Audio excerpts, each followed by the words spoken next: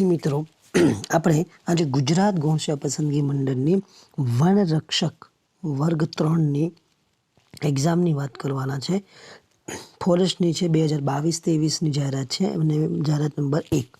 અભ્યાસક્રમ અને પરીક્ષા સંબંધિત આપણને કેટલીક એમણે માહિતી આપી છે તેને આપણે સમજવું જોઈએ અને વિસ્તૃત કે ફોરેસ્ટની જે પરીક્ષા છે એ ગુજરાત ગૌણ સેવા પસંદગી મંડળ દ્વારા લેવાની છે અને કઈ રીતે લેવાની છે તો એ છે CBRT એટલે કોમ્પ્યુટર બેઝ રિક્રુટમેન્ટ ટેસ્ટ દ્વારા 8 ફેબ્રુઆરીથી રોજથી શરૂ થવાની છે. એ પણ આપણને ચોક્કસ ડેડલાઇન આપી દીધી છે, એ ખાસ ધ્યાન રાખવું. પછી જુદા જુદા જિલ્લાઓમાં અલગ અલગ ઘણા બધા એકથી વધુ સેશનની અંદર એટલે એકથી વધારે શિફ્ટમાં એ એક્ઝામ લેવાશે. ત્રીજી એના વસ્તુ જેવી છે કે આ પરીક્ષા જે CBRT computer base recruitment test પદ્ધતિ છે એ સ્કેલિંગ પદ્ધતિ છે, બરાબર. ત્યાર પછી એણે જે ગુણભાર છે, આપણે ગુણભાર એમ કે આપણું પહેલું પગથિયું તૈયારી કરતાનું તો પહેલું પગથિયું આપણું એનો ગુણભાર હોવો જોઈએ, જેથી કરીને આપણે પ્રોપર માર્ગમાં જઈને કે કઈ રસ્તે સીધું સચોટ તૈયારી કરી શકીએ. તો એ છે પરીક્ષાનો ગુણ કેટલા છે તો 200 માર્ક્સ છે અને 100 પ્રશ્ન રહેશે. બીજું કલાક કેટલો છે, 2 કલાકનો સમય છે. પરીક્ષાના 4 વિષયો આપી દીધા છે, એ 4 વિષયો આપણે જાણવાના છે. ત્યાર પછી કંઈ નેગેટિવ માર્કિંગ છે કે નથી તો એમાં નેગેટિવ માર્કિંગ છે કેટલા, પ્રત્યેક ખોટા જવાબ પર 0.25 માર્ક્સ કાપવામાં આવશે. હવે આપણા જે મહત્ત્વના છે એ ટોપિકને સમજવું તો એ છે સબ્જેક્ટ કયા 4 વિષયો રાખેલા છે એને કઈ રીતે વહેંચણી કરી છે એ સમજીએ. જો પહેલો જે સબ્જેક્ટ છે જનરલ નોલેજ, બરાબર. જનરલ નોલેજના થયા 25% એટલે 200માંથી 25 ના થયા 50 અને 25% આના છે. એમાં આ 25% છે એ નાના નાના એકમોમાં પણ તોડવામાં આવેલા છે. કયા તો એને આપણે પેટા જે ટોપિક છે એને સમજીએ. તો પહેલો છે ઇતિહાસ. આપણી પાસે પહેલો છે ઇતિહાસ. ઇતિહાસની અંદર છે ગુજરાતના મહત્ત્વના રાજવંશો. અહીંયા ભારતના ઇતિહાસની વાત નથી, ગુજરાતનો ઇતિહાસ છે, એના મહત્ત્વનો રાજવંશ છે. પછી એ રાજવંશોની અસર અને પ્રદાન એ તેમણે કઈ કઈ નીતિઓ અપનાવી હતી તે. પછી આ રાજવંશોનું વહીવટતંત્ર કેવું હતું, ચોથો પોઈન્ટ. ત્યાર પછી છે એનું અર્થતંત્ર કેવું હતું, સમાજ કઈ રીતના હતો, એમાં ધર્મનો કયા વિકાસ થયો, કઈ કળાનો વિકાસ થયો, આ સમયે સ્થાપત્ય અને સાહિત્યનો કેવો વિકાસ હતો, કયા સાહિત્ય અને સ્થાપત્ય મહત્ત્વના છે, આટલું મહત્ત્વનું છે એમાં. પછી જોઈએ બીજો ટોપિક છે ભારતનો 1857નો સ્વાતંત્ર્ય સંગ્રામ અને ગુજરાત. આની અંદર ગુજરાત છે પણ કયા ભારતના 1857 સ્વતંત્ર સંગ્રામની અંદરના ગુજરાતની વાત કરીએ. આમાં ગુજરાતની શું ભૂમિકા હતી તે. ત્યાર પછી છે 19મી સદીમાં ગુજરાતમાં ધાર્મિક સામાજિક સુધારાના આંદોલન. આ આપણી GCRTની ધોરણ 8માંની જે પહેલું જ ચેપ્ટર છે એમાં સ્વામી દયાનંદ સરસ્વતી અને રાજાજી, બરાબર, આ બધા આ સામાજિક ધાર્મિક સુધારા આંદોલન ચલાવનારા હતા. તો એ આપણા માટે મહત્ત્વના થઈ જાય છે. ત્યાર પછીનો ટોપિક છે ભારતની સ્વતંત્ર માટે ચળવળમાં ગુજરાત સ્વાતંત્ર્ય સેનાનીઓ ફાળો અને ભૂમિકા. જે ભારતની અંદર સ્વતંત્ર આંદોલન ચાલી રહ્યું હતું તેની અંદર ગુજરાતના સ્વાતંત્ર્ય સેનાનીઓનો ફાળા અને ભૂમિકાઓની વાત કરી છે. આમાં ભારતની ચળવળ છે ખરી પણ એમાં ગુજરાતના ગુજરાતના સેનાનીનો ફાળો શું હતો, કઈ રીતે ભૂમિકા ભજવી, કયા આંદોલનમાં કેટલી ભૂમિકા હતી એ મહત્વનું છે. સ્વાતંત્ર્ય ચળવળ અને સ્વાતંત્ર્યોત્તર ભારતમાં મહાત્મા ગાંધી અને સરદાર પટેલની ભૂમિકા અને પ્રદાન. આની અંદર ગુજરાત રાજ્યની સ્થાપના. જો સ્વાતંત્ર્ય અહીંયા આગળ 2 ભાગ પડશે, સ્વાતંત્ર્ય ચળવળ અને સ્વાતંત્ર્ય ચળવળ, બરાબર, આ 2 છે.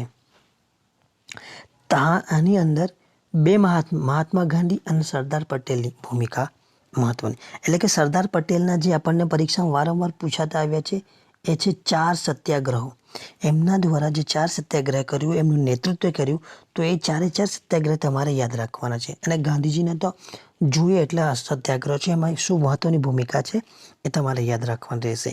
ત્યાર પછી જોઈએ ગુજરાત રાજ્યની સ્થાપના અને મહાગુજરાત આંદોલન. સ્થાપના કઈ રહી હતી તો એનો ઇતિહાસ આપણે બૃહદ મુંબઈથી શરૂ કરીને ગુજરાત રાજ્યની સ્થાપના કઈ રીતે થઈ, એમાં મહાગુજરાત આંદોલનની ભૂમિકા શું હતી, આમાં ઘણા બધા પ્રશ્નો છે, તમારે તેને શોધવા પડશે. પછી છે સૌરાષ્ટ્ર, કચ્છ, ગુજરાતના દેશી રાજ્યોની શાસકોની સુધારવાદી પગલાઓ અને સિદ્ધિઓ. સૌરાષ્ટ્ર, કચ્છ અને ગુજરાત આ તે સમયે અલગ રાજ્યો હતા, અને તો આ રાજ્યોની શાસકોમાં આ રાજ્યો છે, એમાં 3 રાજ્યો છે, એના જે દેશી રાજવાડાઓ હતા એમના દ્વારા સુધારાવાદી પગલાઓ લેવામાં આવ્યા. આ પગલાઓ કેટલા સિદ્ધ થયા એ બાબતને અલગ અલગ ખંડમાં જોડીને આ તોડશો તો તમને એના વિશે માહિતી મળી રહેશે. ત્યાર પછી આવે છે સાંસ્કૃતિક વારસો. સાંસ્કૃતિક વારસાની અંદર જોઈએ તો આપણને ગુજરાતનો સાંસ્કૃતિક વારસો, આ ગુજરાતી સાંસ્કૃતિક વારસામાં કયા કયા કરવાના છે તો કળા સ્વરૂપો, સાહિત્ય, શિલ્પ અને સ્થાપત્ય. ગુજરાતની લોક સંસ્કૃતિ, ત્યાર પછીનો ટોપિક છે ગુજરાતની લોક સંસ્કૃતિ અને પરંપરા, તેનું મહત્વ, લાક્ષણિકતા અને અસરો. ગુજરાતની કળા, ત્રીજો પોઈન્ટ છે ગુજરાતની કળા અને કસબ. એમાં કળા કસબની અંદર સામાજિક અને સાંસ્કૃતિક પ્રદાન કેટલું છે એ પૂછ્યું છે. ચોથો ટોપિક છે આદિવાસી જનજીવન અને સંસ્કૃતિ. પાંચમો ટોપિક છે ગુજરાતના તીર્થ સ્થળો, પર્યટન સ્થળો. અને છઠ્ઠો ટોપિક છે વિશ્વ વિરાસત સ્થળો, વર્લ્ડ હેરિટેજ સાઇટ. અને આ જીઆઈસી ટેગ, બરાબર, જીઆઈ ટેગ્સને લગતા આપણે એક વિડીયો બનાવીને તૈયાર જ છે. જો તમે કમેન્ટ કરશો તો જરૂરથી આપણે એના પર વિડીયો બનાવેલો છે, તૈયાર કરીને તમને આપી દઈશું. જીઆઈ ટેગ્સમાં ગુજરાતના કઈ પ્રોડક્ટને જીઆઈ ટેગ મળ્યા છે તો એમાં લગભગ 14 છે. એમાંના 14ની અંદર 2 એ એગ્રીકલ્ચરને લગતા પ્રોડક્ટ છે, જે બાકીના 12 છે એ હેન્ડીક્રાફ્ટને લગતા પ્રોડક્ટ છે. તો બરાબર તમે કહેશો, કોમેન્ટ કરશો તો જરૂરથી હું તમને આ વિડીયો જરૂરથી ઉપલબ્ધ કરાવી દઈશ. ત્યાર પછી જોઈએ ભારતીય બંધારણ અને રાજ્યવ્યવસ્થા. એની અંદર પહેલો ટોપિક છે આમુખ. આમુખની અંદર જે પહેલા આમુખની અંદર કેટલા શબ્દોનો પ્રયોગ કર્યો છે તે મહત્વના છે, હે ને, આમુખની અંદર. પછી આર્ટિકલો, એની અંદર કઈ આર્ટિકલોનું મહત્વ છે એ. ત્યાર પછી જોઈએ મૂળભૂત અધિકારો અને ફરજ. રાજ્યનીતિના માર્ગદર્શક સિદ્ધાંતો, સંસદની રચના, રાષ્ટ્રપતિની સત્તા, રાજ્યપાલની સત્તા, ભારતીય ન્યાયતંત્ર, અનુસૂચિત જનજાતિ સમાજના પછાત વર્ગ માટેની જોગવાઈ, એટર્ની જનરલ છે, નીતિ આયોગ, સ્થાનિક સ્વરાજ્યની સંસ્થાઓ અને પંચાયતી રાજ, અને કેન્દ્રીય નાણાપંચ અને રાજ્ય નાણાપંચ. આ તમને હજુ પણ કેન્દ્રીય નાણાપંચ અલગ હોય છે અને રાજ્ય નાણાપંચ અલગ હોય છે. એ કયા આર્ટિકલ દ્વારા બનાવવામાં આવે છે તો એ તમારા માટે સવાલ મહત્વનો છે. ત્યાર પછી બંધારણીય વૈધાનિક સંસ્થા, ભારતનું ચૂંટણી પંચ, સંઘ લોક સેવા આયોગ, રાજ્ય જાહેર સેવા આયોગ, કમ્પ્યુટર ઓડિટર જનરલ, કેન્દ્રીય સતત આયોગ, લોકપાલ, લોકાયુક્ત, કેન્દ્રીય માહિતી આયોગ વગેરે. અને છે આપણો દર વર્ષે જે વાર્ષિક નાણાકીય પત્રક તૈયાર થાય છે બજેટ, અને બજેટ કયા આર્ટિકલ હેઠળ આવે છે એ તમે મને જરૂરથી કોમેન્ટમાં જણાવો. ત્યાર પછી જોઈએ તો ચોથો છે એ ટોપિક અંદર સબ ટોપિક છે ભૌતિક ભૂગોળ. ભૌતિક ભૂગોળની અંદર 4 ટોપિક આપ્યા છે: વાતાવરણીય સંરચના અને સંગઠન, આબોહવા તત્વ અને પરિબળ. આબોહવાના ફેરફારમાં કયા તત્વ અને પરિબળ મહત્વના છે એના વિશેની વાત કરી છે. પછી વાયુ સમુચ્ચય અને વાતાગ્ર, વાતાવરણીય વિક્ષોભ કયા છે એની વાત છે.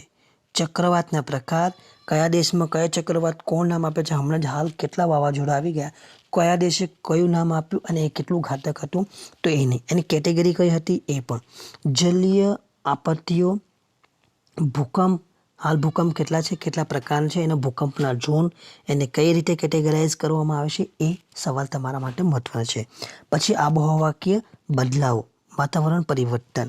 ત્યાર પછી આવે છે ગુજરાતની ભૂગોળ.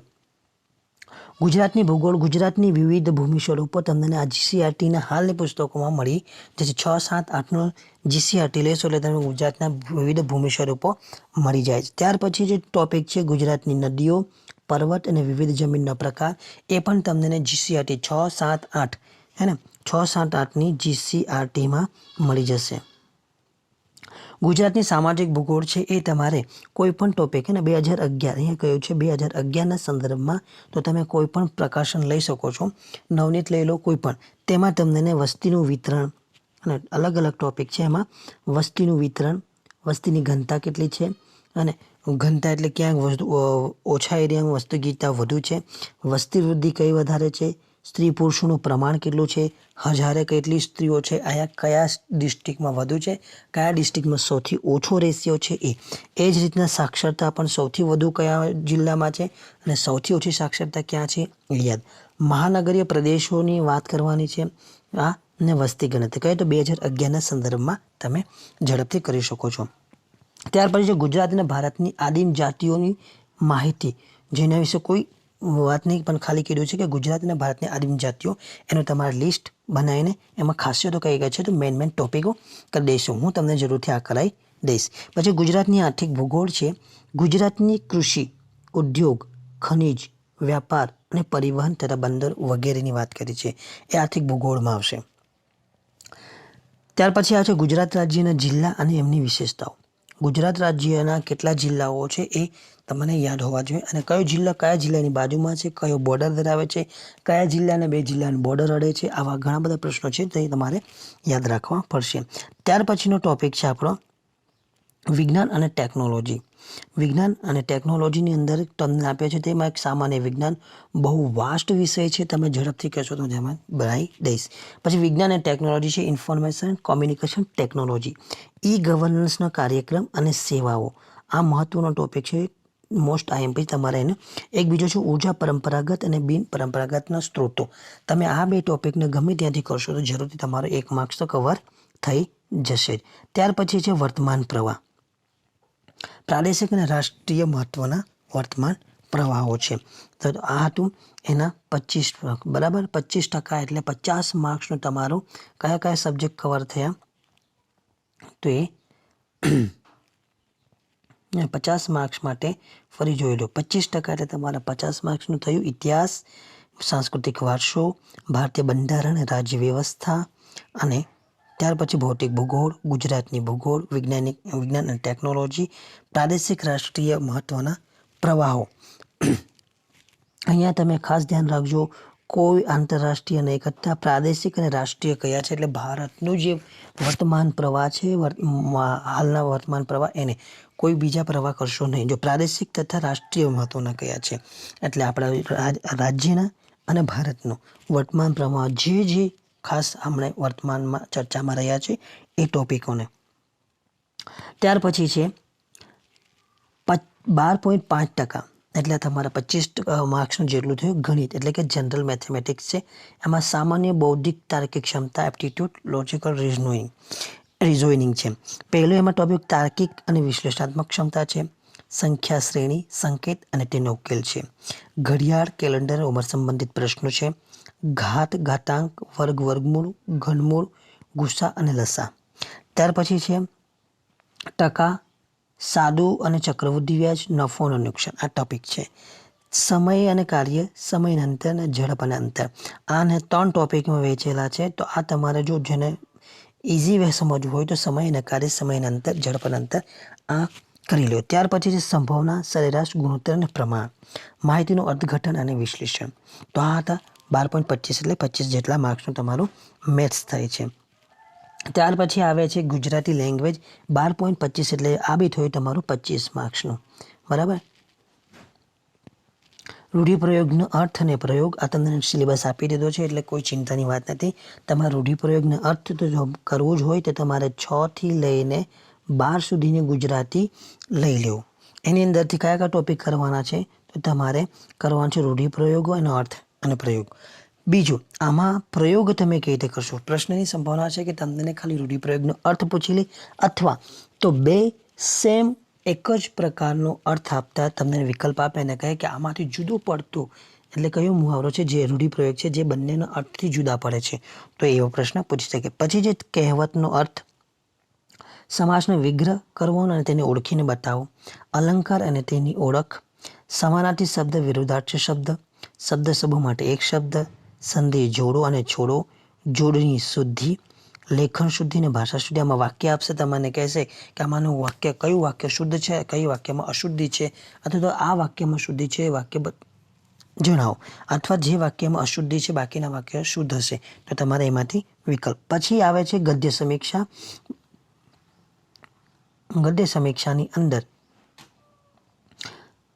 તમને એક ફકરો આપ્યો હશે, એમાં કેટલાક સવાલો આપ્યા છે, તમારે એના ફટાફટ જવાબ આપવાના રહેશે. અને ત્યાર પછી છે અર્થગ્રહણ, હે ને. હવે આ થયું તમારે 50 માર્ક્સનું. હવે તમારું 50% એટલે કે 100 માર્ક્સનો જે મહત્વનો ટોપિક છે એ છે આ, અને 100 માર્ક્સનું 50% એટલે 100 માર્ક્સનું તમારો natural factor like environment and ecology ઘણો મહત્વનો છે. એમાં પર્યાવરણને લગતા અને વન સંરક્ષણનો જે કાયદા છે એ તમારે ખૂબ મહત્વના કરવા પડશે. તો જો પહેલો ટોપિક એણે આપી દીધો છે આપણને પર્યાવરણને લગતો, પર્યાવરણ ઘટક અને તેનું મહત્વ.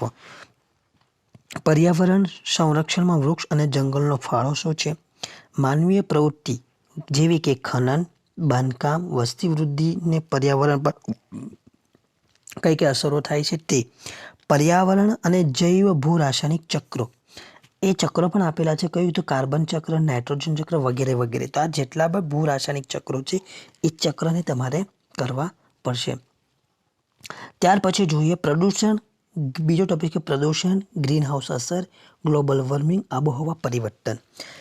આ ટોપિકની અંદરથી એમાં પણ કયા કયા સબ ટોપિક પૂછવાના છે એ કયું છે, એમાં છે પ્રદૂષણના પ્રકાર કેટલા છે, આપણને જીસીઆરટીમાં મળી જાય છે.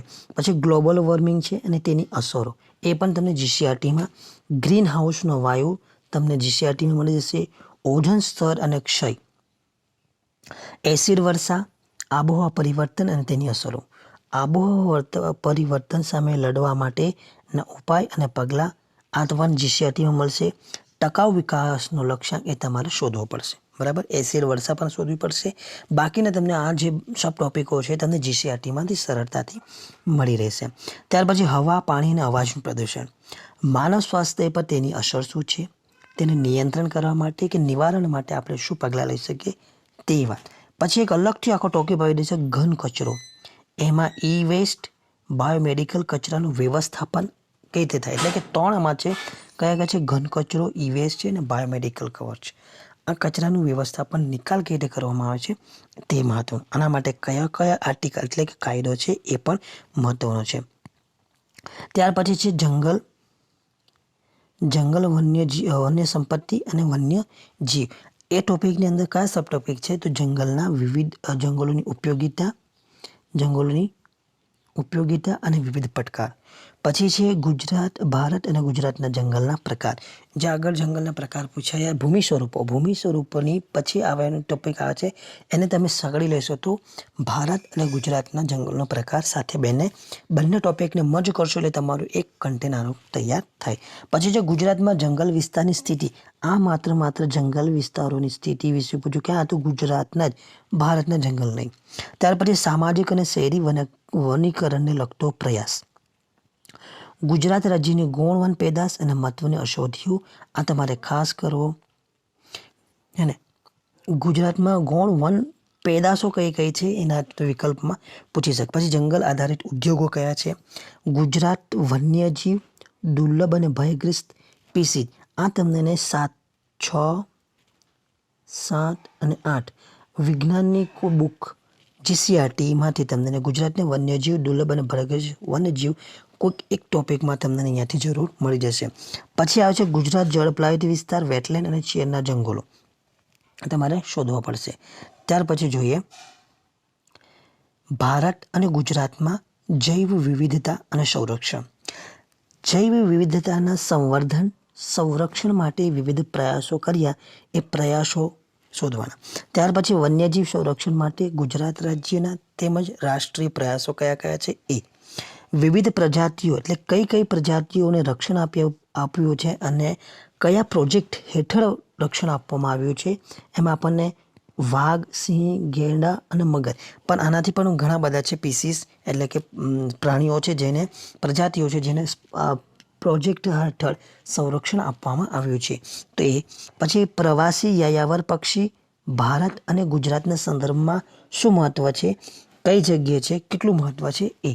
પછી સ્વસ્થાને અને અન્ય સ્થાને, સ્વસ્થાને અને અન્ય સ્થાને, જો આમાં ઘણું બધા ભૂલ કરે છે.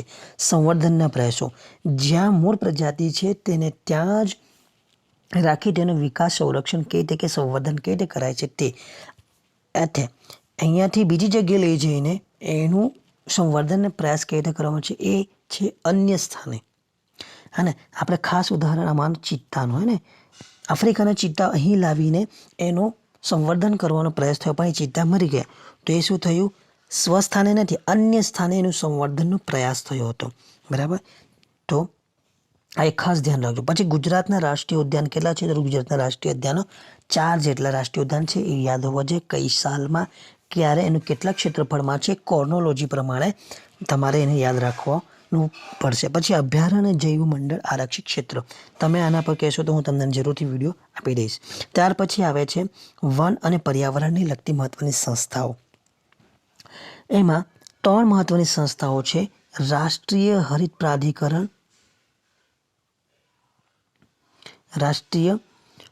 પ્રાધિકરણ, નેશનલ ગ્રીન ટ્રિબ્યુનલ, વન પર્યાવરણ સંબંધી ગુજરાત રાજ્યની વિવિધ સંસ્થાઓ કેટલી છે, એ સંસ્થાઓ, એમનું સ્થાપના, એનું શું કાર્ય છે, એનો ઉદ્દેશ્ય શું છે, કઈ રીતે ઉપયોગી છે, આટલી બાબત. પર્યાવરણને લગતી વિવિધ આંતરરાષ્ટ્રીય સંસ્થાઓ, ખૂબ ઝાઝી કરવાની નથી, ઓછી કરવાની.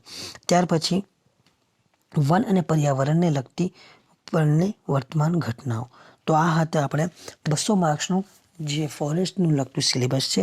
મેં તમને ડિટેલ સિલેબસની અહીં માહિતી આપી દીધી છે અને આનામાંથી કઈ રીતે કરવાનું છે એ પણ તમને ક્યાંક જગ્યાએ સૂચન કર્યું છે. જરૂરથી તમને વિડીયો ગમે તો લાઇક કરો, શેર કરો, સબસ્ક્રાઈબ કરે. આપણે આ વિડીયોને 100 લાઇકનું ટાર્ગેટ રાખીએ છીએ અને 100 સબસ્ક્રાઈબરનો. જો આ ટાર્ગેટ આપણો પૂર્ણ થાય તો હું જરૂરથી ફોરેસ્ટ ગાર્ડની આખી સિરીઝ તમારા માટે ફ્રી લઈને આવી જઈશ. તો જરૂરથી ફરી મળીશું, ત્યાં સુધી લઈએ રજા. ધન્યવાદ.